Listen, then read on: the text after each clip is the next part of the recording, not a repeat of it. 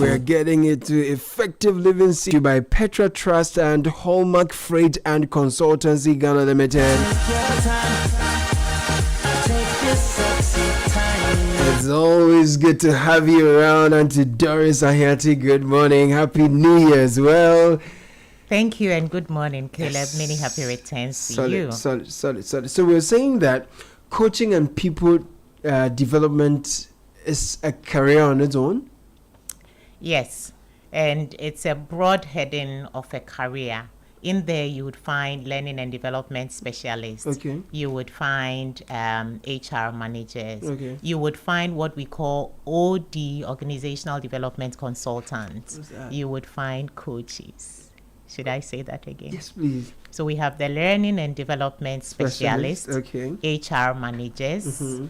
We have the organizational development consultants, okay. And we have coaches. Okay, coaches. Yes. Right. So it's a whole chain of areas that people can look into and get better at and develop a whole career in.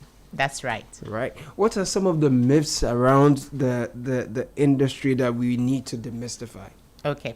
So let me start with a quick background. Right. Starting with, if you are going to pursue a career in any of these subsets that I mentioned, or the broad area of people coaching and people development, you need to be someone that has a growth mindset. Okay. Very important. You also need to have an attitude or aptitude for continuous learning. And you can already imagine what will happen to you if you are truly passionate and committed to continuous learning and a growth mindset. Right. The little bit I'll say about growth mindset is where you are seeing the cup to be half full as opposed to half empty. Okay. You talk about demystifying. There are a number of things that people development specialists would do. They are ultimately helping you to enhance your skills, enhance your knowledge and performance within organizations and also in communities. They help you to unearth potential that may be there and you are not even aware are there. And so they create learning experiences. They support you in your career progression. And they deliver services like training, development programs, performance management, career coaching, and mentoring, leadership development, and organizational change management. Now, the myths come in here where people think, why do I even need somebody to help me in my progression with my performance, with knowledge, with skills? Because I feel like I'm really good already. Exactly. Why do I need a coach? Yeah. And that is because there's a myth that the person who is coming to coach me is coming to tell me what to do. Okay. And yes, we understand that you have been living with yourself since you were born. So you are the master and the expert of your life, which is actually what a professional coach believes and works with. Right. Having unconditional positive regard for who you are, your identity, your beliefs. Unconditional positive regard for the client. Yes. Okay. No matter who. No matter who you are. So there's no judgment. There's no way we'll say that, oh, this person can't be what they are dreaming of becoming. Okay. And we work with you. So I think the myths come in because people think our street view or the work environment abuse of the word coaching is what a professional coach actually is doing. Okay. But the International Coaching Federation defines coaching to be partnering with the client in a thought-provoking and a creative process that maximizes the personal and professional potential of the client. I'll take that again. Partnering with the client in a creative and thought-provoking process which maximizes the client's personal and professional potential. Wow, so it's a partnership. It's a partnership. It's not really an installation of 5 ways to become hardworking, 10 ways to be more effective, 25 ways to make more money. Exactly. Break bad habits, 21 something. So coaching is different from training, from lecturing, from consulting, motivational from counseling, motivational speaking, mentoring. Coaching is not advising. And so the mindset which people have, which make them think that I already know enough. What's new is this person going to tell me? This person is not in the field in which I am in. Okay. It's because we don't understand coaching. So must my coach be in my field? Must the person be an expert in where I find myself, where I think I need a coach? Not at all. Not at all, because this person is going to partner with you. Okay. Recognizing who you are as a unique individual. Okay. And is going to work with you through thought-provoking processes and exercises. And this is specially taught. Coaching is a professional field just like medicine. Okay. And you must go through training, be certified. Right. The interesting thing is that the certification is not only exams. You actually have to present and submit a recorded coaching, so they will evaluate and see that you are doing it right. Oh. And for a coach who is doing it right, they don't need to be in your field because they are not coming to hand down solutions as a consultant. Okay. They are not going to be telling you what to do or to give you a motivational speech, none of that. Okay. But they are creating an environment which is safe, non-judgmental, where you can be yourself and then be able to think, because they work with you to explore. You will discover new perspectives and options. Right. Your mind will be stretched. You will gain clarity in areas where you are confused. I like that. And the outcomes are very sustainable in that it is not someone giving you. You yourself realize that this is why I am. This is what I need to. Right. And because this is where I want to. Yes. Right. So once that clarity comes to you, once that discovery or realization comes, you don't need someone to tell you that you must keep at it, because you yourself did the evaluation. So you're not being realized. policed because you came by those roadmaps yourself. Yes. And you have that intrinsic motivation to follow through. Exactly. We would have a simulation perhaps, maybe at the end, towards the end, or at any point of the conversation. Let's try something, how it looks like. But so for those who want to start or run a corporate training and coaching business successfully, let's get into that. You spoke a bit about what one needs to do, or the kind of attitude or traits that people who want to go into coaching and people development as a career must have. One, you talked about growth mindset, and then two, you mentioned an attitude of continuous learning. Yes. If there's more, kindly add it, and then we can make progress to how to start and run corporate training and coaching business successfully. Okay. So I'll quickly add that we shouldn't just assume the role of providing this service, because remember, people's lives are at stake. Right. Particularly for the role of a coach. And I know that in our offices, we just say, come, let me coach you. And we mean, come, let me tell you how I've done it, which is more like mentoring. Okay. Or come, let me show you how I solved it, which is providing a consultancy service. Okay. Or let me advise you, I'm counseling you, but I'm calling it coaching. That's not what it is. So if you intend particularly to wear the cap of a coach, that you must go through coach training and certification. Right. If you go to the International Coaching Federation's website, there are a number of certified institutions that are accredited to provide coach training. Right. So you must go through the coach training and be certified. And then you must be examined by the International Coaching Federation and be credentialed as fit and proper to deliver the coaching service. If you're listening to us, this is Effective Living Series on 97.3 CDFM. We're talking about coaching and people development as a career. Our guest is Doris Ahiati of Crescendo Consult. So all the coaching you're hearing is not about your favorite games. It's about personal and professional potential development, and we are looking at you considering this particular field as a career, and some of the requisite traits you need to have. So if you have some of these things, if you're having an edge to do it, then growth mindset is required, an attitude of continuous learning, and then getting certification from the right accredited institutions is the next thing you need to do. Okay, well, so how do I start and run a corporate training and coaching business successfully if I have all these traits and people keep, encouraging me to go into people development?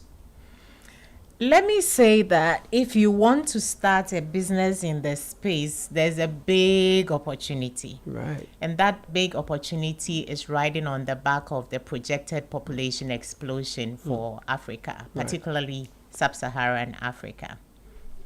So it's projected that the youth population in Africa will be 1 billion by the year 2050. Of that 1 billion, a large part of it, over a third, would be in sub-Saharan Africa alone, which means that we have about 60% of our population will be as young as under 25 years.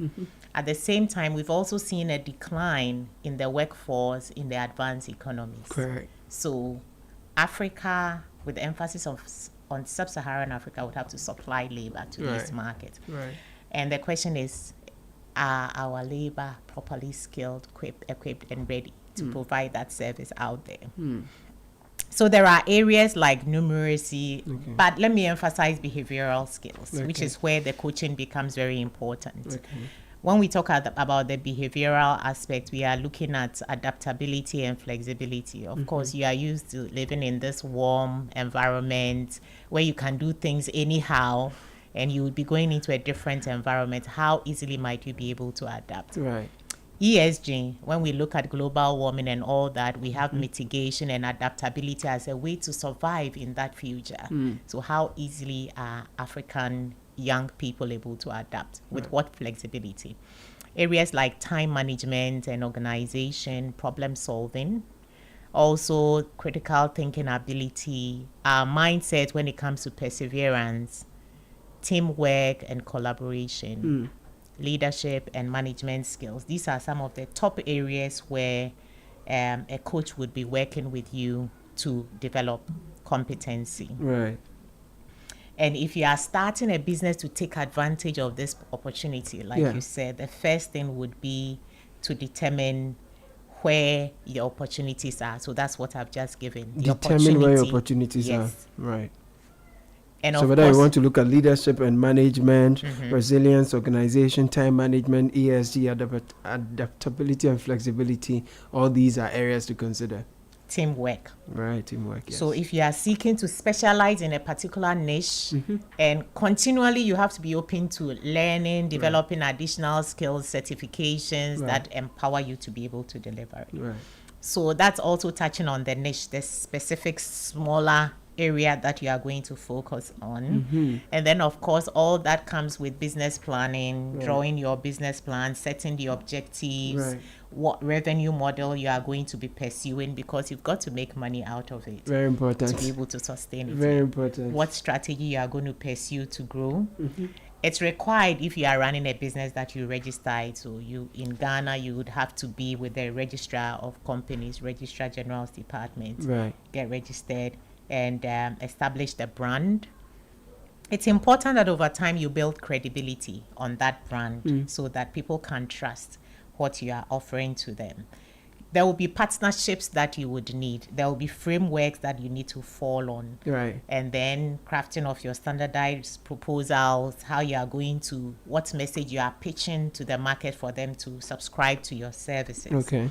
And then once you are starting, there's importance for you to identify the needs assessment, because the fact that you have a hammer doesn't mean you should go hammering everything. You need to identify in what environment. Maybe some people have even encountered your proposal and they want to use your services. You still need to check. Just because they've approached you and you need to generate revenue doesn't mean you go doing anything. You need to do the needs assessment to align what's on the ground with what you actually can and have to provide. And then you can provide that. And then leverage whatever digital tools you might be able to find and use. Good financial management will be important if you are running this as a business. And then continue to improve on your offerings. I take it for granted that you would have identified what your target market is. Very important. Whether it's organizations, large corporates, SMEs, whether it's public institutions, whether it's private, non-profits.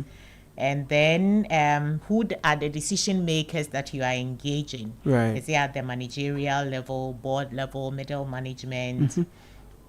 And then the participants that you are also targeting for every specific solution Very well. that you're providing. Let's drill a bit into the core services that can be provided under the area of coaching and people development as a career. Okay. So when we go to core services, we are looking at leadership and management development programs. Right. Sometimes we have people that are excelling when it comes to technical competency. I'm an engineer, I'm a pharmacist, I'm an IT professional, and I'm doing excellently. Performance is great. And so I'm promoted to a higher level. And in this higher level, I don't only have to deliver with my technical competency, I have to lead a team. So lead the people to deliver on what you used to do. Exactly. Oh, that gets challenging, right? Yes. Yeah. Because if it's you alone, you know yourself, you know the tricks that you have to follow to get you to the dealing with result. different moods, different character, different emotions and all that. So that's going to require Right. a certain extra competency, Right. which is in leading people. Okay. And your interpersonal skills, your emotional intelligence is going to come to play. How you make decisions, how you deal with conflict, all these things are going to come to play. So I guess at this point, it's very good to get in touch with a coach. Yes. Okay. And the coaches are also taking note that this is where they can come in and play that role. There are other core services you want to talk about as well. Yes. Now, while I quickly zeroed in on leadership, which is at the top level, before you get to the leadership level, even people who have technical competence, you can have somebody who is technically very competent. They are the entry level and don't know how to wake up to go to work in the morning. So on the behavioral self-leadership area as well, you might There's work an with a coach. opportunity for a coach. Very, very important. For a coach. I like that. And then there are partnerships that are required or necessary for anyone who is into the coaching and people development as a career to thrive. Yes. What are some of these partnerships? The very first partnership I would say would be the associations you belong to. Okay. Because your credibility matters. You don't just get certified and you've cut contact with whoever certified you, because there are ethics and professional codes that you need to abide by. Right. And if we don't know that you still maintain the partnership where you were certified and credentialed, then you're a suspect, because you could be doing things that are outside of what is required. There's nobody. Unethical stuff. Thank you. Nobody's holding you accountable. And therefore, you may not be getting people the benefit and the value they should ideally get out And of. I guess to scale with your service provision with some big organizations, they would like to see your accreditation, whether you're a member in good standing, before they unleash you on their human resource. Exactly. Okay. So there is that partnership. Okay. Now, you're also required as a professional that you maintain collaborations and partnerships with fellow coaches. Okay. Some of them may be senior credentialed, some of them may be younger credentialed, because you should be interested in investing in others for them to deliver more. Right. And you should be interested in also learning from those that have more experience and are more senior to you. Very important. So that expansion requires that you are constantly engaging and interacting with fellow coaches in that space. And you see obviously that we sit with HR managers, also with L&D specialists, and sometimes we are playing O&OD, organizational development roles. So all the professionals in this space are people that you want to be in touch with. Then of course the decision makers, the executives, the boards, the CEOs. It's important that you have these partnerships so you are able to, in your interactions, identify where the solution might be helpful for them to bring on board. What are some of the success factors for anyone who wants to go into coaching and people development? I think the key, critical, most important success factor will be your mindset. Okay. And mindset that is open, mindset that is flexible, mindset that is growth oriented. Believing that there's always room to get better. There's always room to deliver more. And also the attitude towards people, that unconditional positive regard. So there's nobody that is written off. Oh, as for this person, they will amount to nothing. You can have managers have this kind of view towards some of their team members. And you see they leave that team member out of they don't growth assign any. process. Yes, there's Right. no training given. There's no. Maybe there are source of stress touch points, so they always ignore them. Yeah. But you won't have that with a coach. Right. And so these attitudes and tendencies towards human being, recognizing that every human being has got that potential in there, and when they are given the right support, the right environment, that they would be able to map out their own journey and navigate successfully towards it. Amazing. Then, you talk about strong entrepreneurial leadership and managerial capacity too. Yes. Now, I think when we talk about managerial capacity and entrepreneurial strength, this will be riding a lot on the emotional intelligence that is required in those spaces. You often hear that entrepreneurship and senior managerial roles can be lonely. Why so? Why do they have to be lonely? And they would be lonely, I believe, if the emotional intelligence, the social intelligence, even the spiritual intelligence level at which you are operating makes it so. And you can also be operating at levels where it doesn't have to be so. Right. More and more, we are recognizing and respecting spiritual intelligence for its role, because we are spiritual beings. Very important. And there are resources there that we can tap into so that we don't feel all alone. Right. Same for when it comes to social intelligence, how you are able to interact with the people around you. And a lot of that also depends on the mindset. Right. If you see yourself to be superior to all of them, then you are not able to tap into that rich resource that's available in other human beings. Right. Right. And it's going to require, obviously, a lot of emotional intelligence, starting with self-awareness. How well do I know and understand myself? Right. How am I able to leverage my emotions to support me? Right. How do I understand and interpret other people's emotions? Very well. How do I work with them? How do I use that to enhance our communication? How am I able to extend empathy and all that? Very important conversation on coaching and people development as a career. Doris Ahiati, Crescendo Consult, taking us through the rubrics and requirements for same Petra Trust and Hallmark Freight and Consultancy Ghana Limited, sponsors of Effective Living Series. I'll come back to Doris to tell us also about how we can find her, to deal with her some more, because there's so much to share. She said so much even in such short time. So, Auntie Doris, finally, before we go, how can we get in touch with you to engage with you some more? Where can you be found? So, I'm accessible on email. Okay. DorisAhiati@gmail.com. Okay. Doris Ahiati, Ahiati @gmail.com. Fantastic. I can be reached on 0244 679753. Right. And also- 0244679753. Yes, Doris Ahiati on all social media platforms. Fantastic. Or Crescendo Consult Limited. Fantastic. Thank you so much for spending time with us this morning It's a pleasure. to take us through coaching and people development as a career.